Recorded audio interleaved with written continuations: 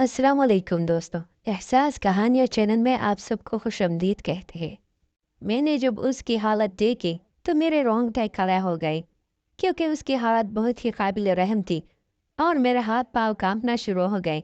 फिर मैंने अपनी नज़र उससे हटा ली, मगर मुझ में इतनी सकत नहीं थी कि मैं उसके करीब जा सकूं और उस पर हुए जुल्म को देख सकूं।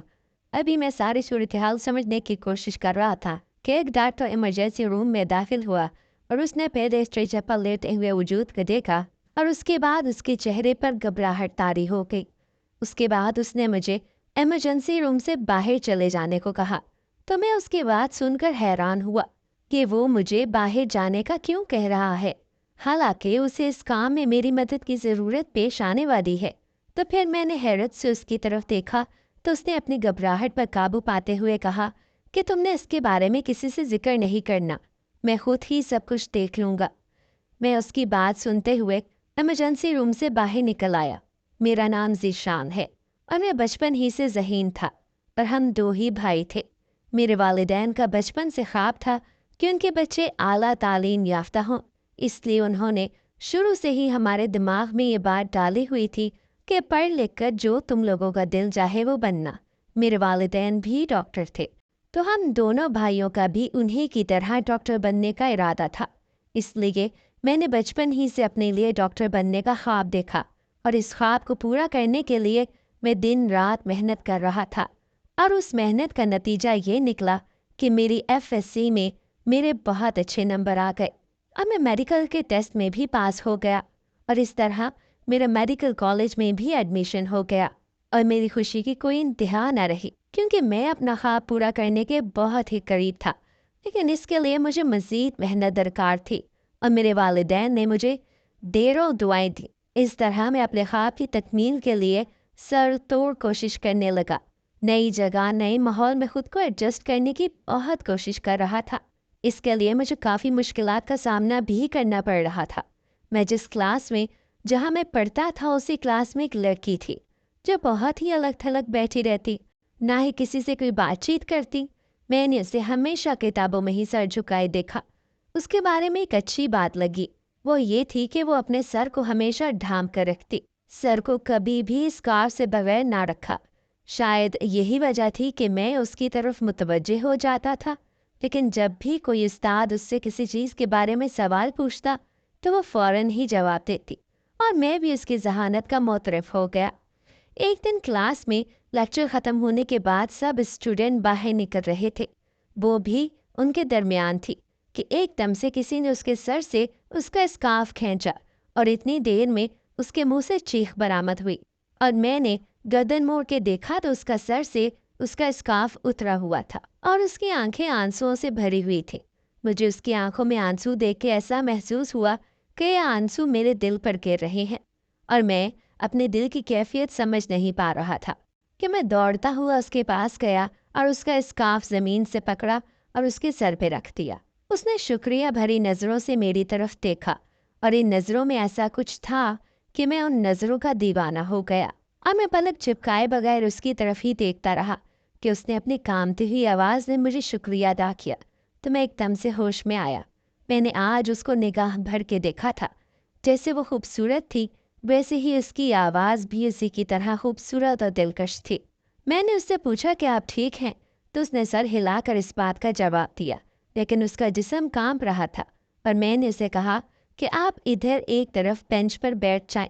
मैंने उससे पानी की बोतल दी और उसने थोड़ा सा पानी पिया और मैं उसके पास तब तक खड़ा रहा जब तक वो मुकम्मल तौर पर पुरसुकून न हो गई।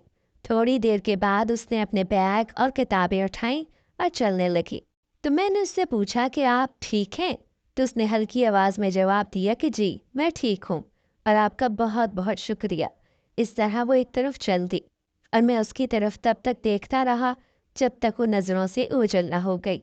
इसी तरह दिन गुजरते रहे और मैं भी अपनी पढ़ाई में मसरूफ़ हो गया और मैंने उससे बात करने की कोशिश की, लेकिन उसने एक तो लफ्ज़ों के अलावा किसी बात का जवाब न दिया।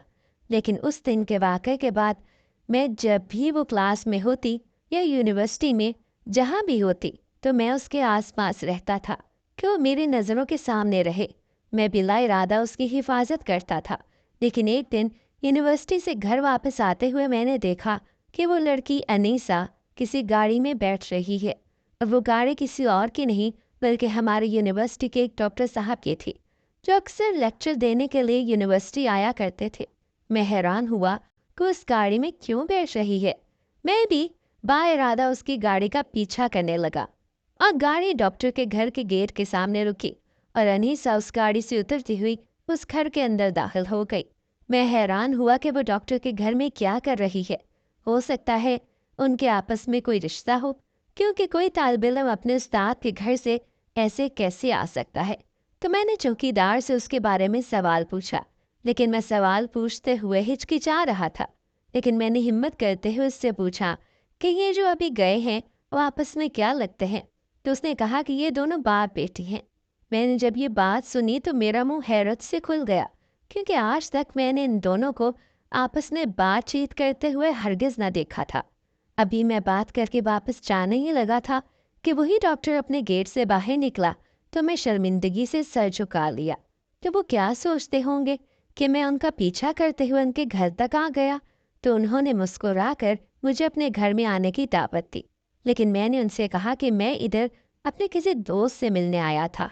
पर ये झूठ मेरे मुंह से खुद ब खुद ही अदा हो गया, लेकिन दिल में मुझे इस बात पर शदीद शर्मिंदगी हो रही थी। लेकिन डॉक्टर ने ज़बरदस्ती मुझे अपने घर में ले गए और मुझे ड्राइंग रूम में बिठाया। मैं हैरानगी से उनके घर को देख रहा था कि आज क्या होने जा रहा है।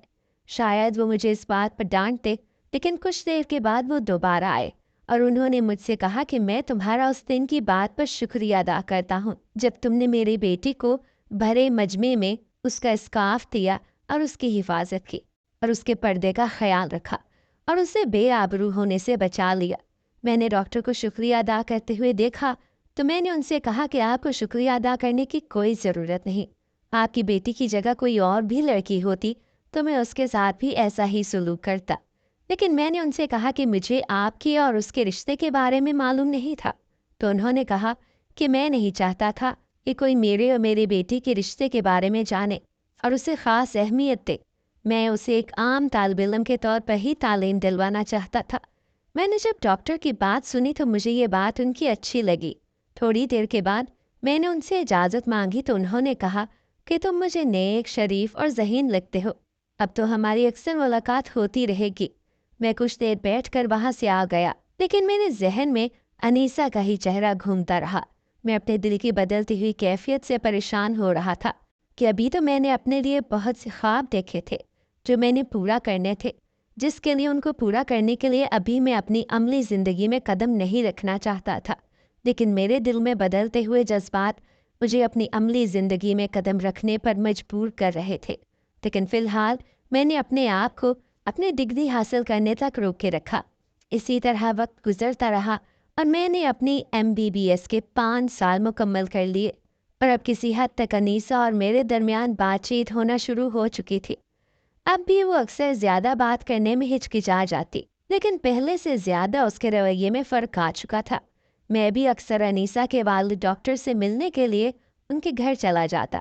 अनीसा और उसकी फैमिली किसी गांव से ताल्लुक़ रखते थे, लेकिन उनके वालिद डॉक्टर साहब अपनी नौकरी और बच्चों की तालीम के लिए शहर आए हुए थे और उनके घर में जो भी मुलाजमीन थे वो उनके गांव से ही ताल्लुक़ रखते थे। अनीसा के घर में एक 13 साल की बच्ची घूम रही थी, तो मैं हैरान हुआ कि अनीसा की छोटी बहन होगी, क्योंकि वो दिखने में बहुत ही खूबसूरत और मासूम दिखाई दे रही थी। मैंने अनीसा से पूछा कि ये कौन है, तो उसने कहा कि ये हमारे घर में मुलाजमा है और ये उसकी बेटी है, ये हमारे घर में ही रहती है। अनीसा का उसके साथ रवैया बिल्कुल भी मुलाजमीन जैसा नहीं था, बल्कि वो उसके खाने पीने का और उसकी पढ़ाई के बारे में उससे पूछ रही थी। मैंने उससे उस बच्ची का नाम पूछा तो उसने अपना नाम नूर बताया। मुझे उसका नाम उसके मुताबिक बिल्कुल ठीक लगा। मैं जब भी अनीसा के घर जाता तो नूर के लिए कुछ न कुछ ले जाता, कभी चॉकलेट और कभी बिस्किट वगैरह। तो चीज़ें देखकर मैं बहुत खुश होती और वो मुझे हमेशा भाई कह के पुकारती, क्योंकि शुरू से ही हमारे भी कोई बहन नहीं थी, तो मुझे उसका खुद को भाई कहना बहुत ही अच्छा लगता। इस तरह मेरी और अनीसा के दरमियान अंडरस्टैंडिंग बढ़ती गई, लेकिन वो अभी मुझसे एक हद के फासले तक रहती थी। लेकिन मेरे दिल में उसके लिए कैफियत बदल गई थी। मैंने अपने दिल में मुकम्मल इरादा बना लिया कि जैसे ही मैं अपनी पढ़ाई से फारिग होऊंगा तो अपने घर वालों से अनीसा के बारे में बात करूंगा। लेकिन इससे पहले मैं अनीसा से उसकी मर्ज़ी पूछना चाहता था। इसलिए एक तो दफ़ा मैंने उसकी मर्ज़ी जानने की कोशिश की, लेकिन अनीसा ने झिझक के मुझे कोई भी जवाब न दिया। बस ये कहती कि अभी मैं अपनी पढ़ाई में मसरूफ़ हूँ, और वैसे भी इस बात का फ़ैसला हमारे घर के और ख़ानदान के बड़े लोग करते हैं। हमें उनके मुतल्लिक़ सोचने के लिए इजाज़त नहीं है। मैंने जब अनीसा की बात सुनी तो मुझे ये बात बहुत ही अजीब लगी कि इतने पढ़े लिखे होने के बावजूद भी इनकी सोच कितनी दकियानूसी और पुरानी तर्ज की है। मैंने मज़ीद इस बात पर बहस करना मुनासिब न समझा। मैंने सोचा कि जब वक्त आएगा तो देखा जाएगा। अब जब भी मैं अनीसा के घर जाता तो मुलाजमा की बेटी नूर मेरे कम ही सामने आती। मैंने एक तो दफ़ा अनीसा से उसके बारे में पूछा तो उसने ये कहा कि अब वो कुरान पाक हिफ्ज़ कर रही है, इसलिए उसकी माँ और बाप ने उसे किसी भी गैर के सामने आने से मना कर दिया है। मैंने अनीसा से कहा कि मैं तो उसके भाई की तरह हूँ, फिर वो मेरे सामने क्यों आने पर झिझक रही है? तो उसने कहा कि आप उसके सगे भाई तो नहीं हैं। इसलिए मैं उसकी बात सुनकर खामोश हो गया। इस तरह वक्त गुजरता रहा। मैंने और अनीसा ने अपनी डिग्री मुकम्मल कर ली और इस तरह हमारी हाउस जॉब भी शुरू हो गई। परेशानी तो मुझे तब हुई जब अनीसा ने हाउस जॉब करने से इनकार कर दिया, क्योंकि पहले 2-3 दिन तो मैं उसका इंतज़ार करता रहा, लेकिन जब वो अपनी हॉस्पिटल ड्यूटी पर ना पहुंची तो मैंने उसके बारे में मालूम करने के लिए उसके वालिद डॉक्टर साहब के पास गया। तो उन्होंने कहा कि बस उसका शौक़ था कि वो डॉक्टर बने, लेकिन हमारे ख़ानदान में लड़कियों को जॉब करने का कोई रवाज नहीं। तो मैंने बहुत हैरानगी से डॉक्टर साहब की तरफ देखा। उनसे मैं मज़ीद बहस न कर सका और उनके कमरे से वापस आ गया। लेकिन अनीसा की हाउस जॉब ना करने की परेशानी मेरे सर पर ही सवार रही, और आज मैंने अपने दिल में इरादा किया, आज घर जाकर अपने माँ बाप से अनीसा के बारे में ज़रूर बात करूँगा।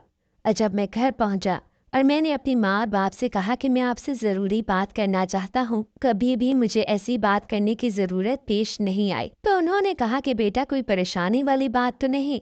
तो मैंने कहा कि नहीं, ऐसी कोई बात नहीं। फिर आहिस्ता आहिस्ता मैंने अपने माँ बाप को अनीसा के बारे में बताना शुरू किया, तो दोनों ने खामोशी इख्तियार किए रखी। मैं उनके चेहरों की तरफ देख रहा था कि कहीं उनको मेरा ये बात करना बुरा तो नहीं लगा। लेकिन थोड़ी देर के बाद मेरे बाप ने मुझे कहा कि हमें खुशी हुई है कि तुमने अपनी ज़िंदगी के लिए किसी को पसंद किया है, लेकिन बेटा तुम फ़िलहाल अपने मुस्तकबिल पर तवज्जो दो और इस काम के लिए 2-3 साल रुक जाओ। लेकिन मैंने अपने माँ बाप से कहा कि मेरा भी यही इरादा था, लेकिन मुझे डर है कि अनीसा के घर वाले कहीं उसका रिश्ता पक्का ना कर दे, क्योंकि उन्होंने उसे मज़ीद नौकरी करने से रोक दिया है। मेरे वालिदैन ने जब बात सुनी तो मेरी माँ ने कहा कि अगर ऐसी बात है तो हम फिर तुम्हारा उसके घर रिश्ता लेके जाते हैं, ताकि मज़ीद इस चीज़ का डर ख़त्म हो जाए। मैंने जब अपने वालिदैन की बात सुनी तो मैं खुशी से फूले न समाया। मैंने बेख्तियार होकर अपने बाप के गले लग गया। मेरे माँ बाप ने जब मेरे चेहरे पर खुशी देखी तो वो भी बहुत खुश हुए। इस तरह अगले ही दिन मेरे वालिदैन मेरे रिश्ते के लिए अनीसा के घर चले गए। मैं घर पर ही मौजूद रहा, लेकिन बार बार मेरा दिल धड़क रहा था कि पता नहीं अनीसा के वालिदैन का क्या रद्द अमल होगा। और इधर मेरे वालिदैन उसके घर गए तो उन्हें अपना तारुफ करवाया, और वो एकदम से हैरान हुए कि अचानक इस तरह किसी अनजाने का उनके घर में आना उनके लिए हैरानगी का बायस बना।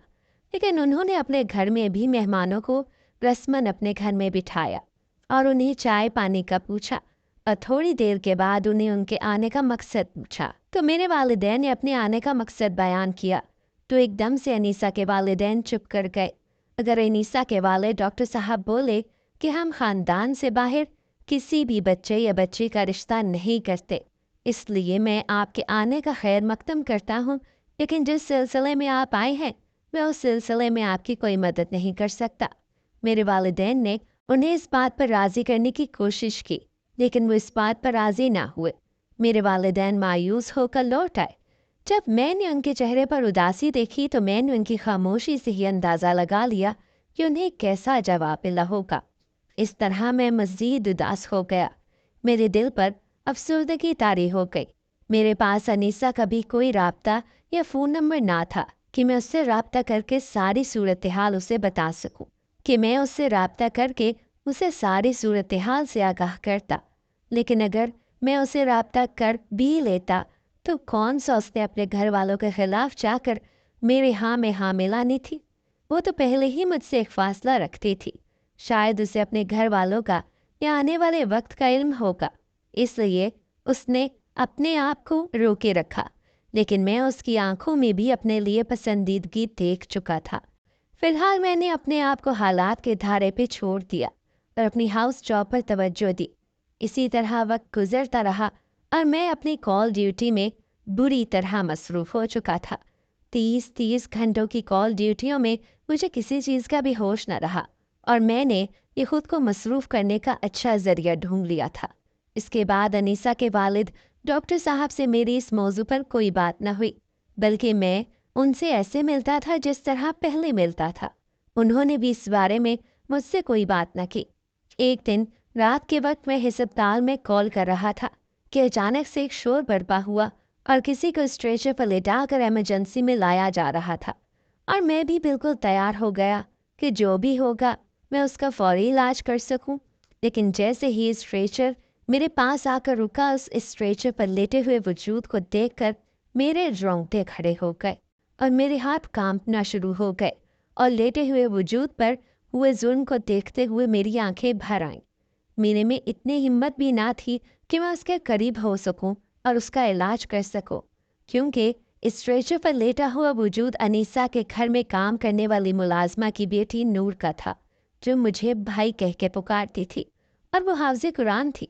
उसको ऐसा देख के लग रहा था कि किसी ने उसे खूब मारा है, क्योंकि उसके चेहरे पर जुल्म के निशान थे और उसके चेहरे पर नील भी पड़े हुए थे। और ना जाने उसके जिस्म पर इस तरह के कितने निशान होंगे। इतनी देर में शोर उठा कि ये लड़की मर चुकी है और ये उसकी डेड बॉडी है, पोस्टमार्टम के लिए अस्पताल में लाया गया है। जब मेरे कानों में ये आवाज़ पड़ी तो मैं एकदम से लड़खड़ा गया कि इस मासूम पर किसने इतना जुल्म किया है कि इससे इसकी सांसें ही छीन ली गईं। इतनी देर में डॉक्टर साहब अनीसा के वालिद इमरजेंसी में दाखिल हुए। जब उन्होंने उसे देखा तो उनके चेहरे पर भी घबराहट वाज़ेह नजर आई थी। उन्होंने मुझे कहा कि तुम इमरजेंसी से बाहर चले जाओ और इसका जिक्र किसी से मत करना, मैं खुद ही सब संभाल लूँगा। मैंने हैरत से उनकी तरफ देखा कि ऐसा क्यों कह रहे हैं, क्योंकि पोस्टमार्टम करने के लिए उन्हें मेरी मदद की ज़रूरत पेश आने वाली थी। लेकिन उन्होंने मुझे ना रुकने दिया और कमरे से बाहर निकाल दिया। इस तरह मैं बाहर आया और मेरे जहन पर नूर की मासूमाना बातें घूम रही थी कि किस तरह वो मेरी चॉकलेट और दिए हुए तोहफों पर खुश हुआ करती थी।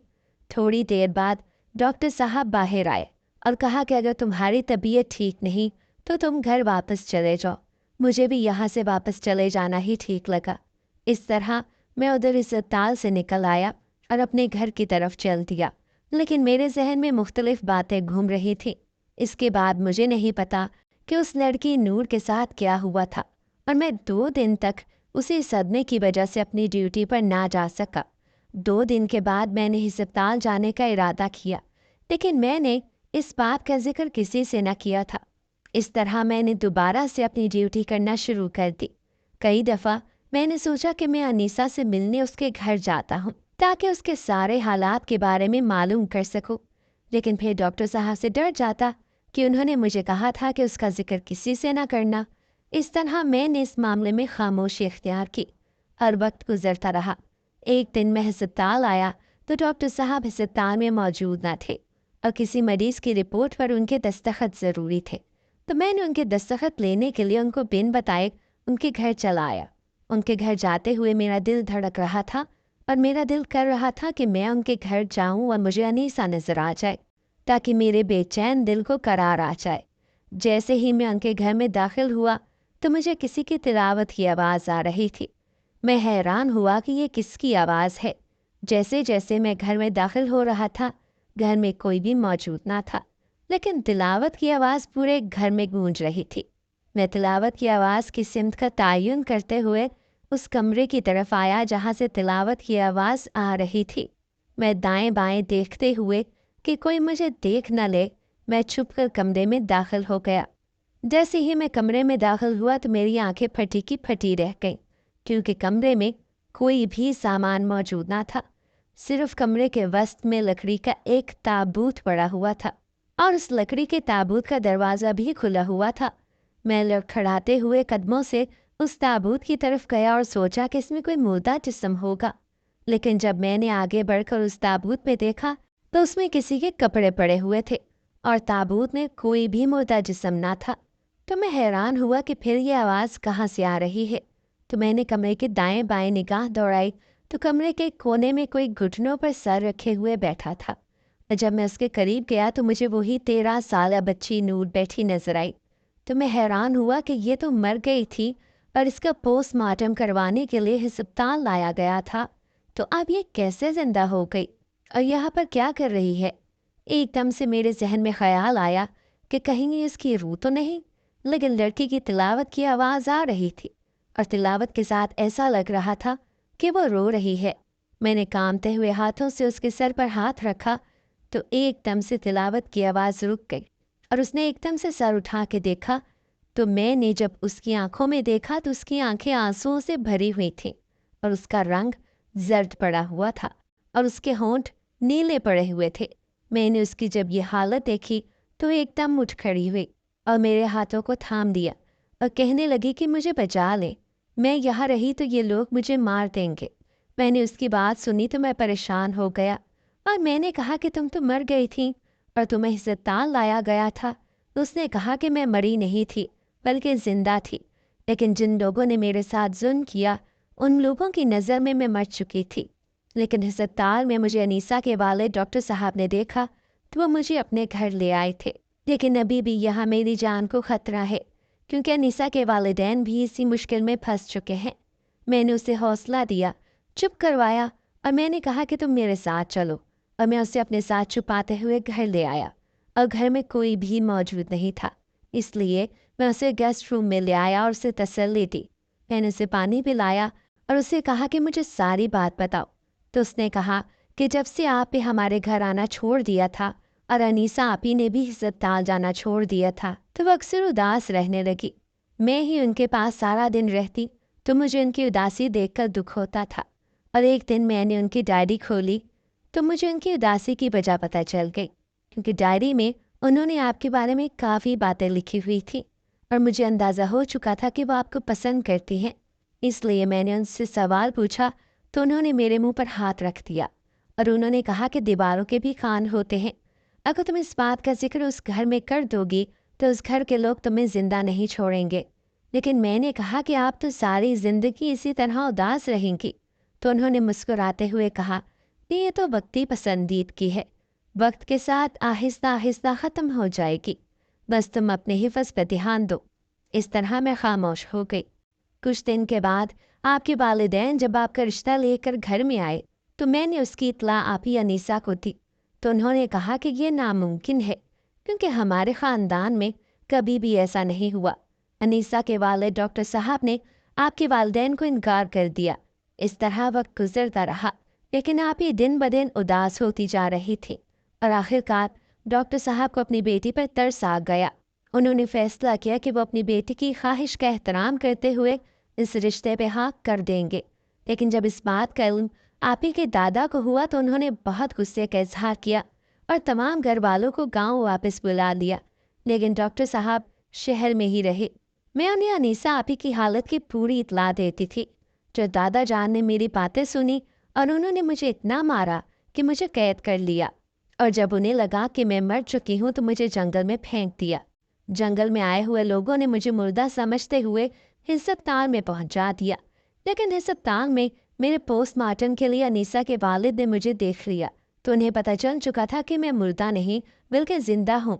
इसलिए वो मुझे अपने घर ले आए और घर में ही मेरा इलाज किया। मैं दिन रात यहाँ तिलावत करती थी कि मैंने इस कैद से जान छूट सके।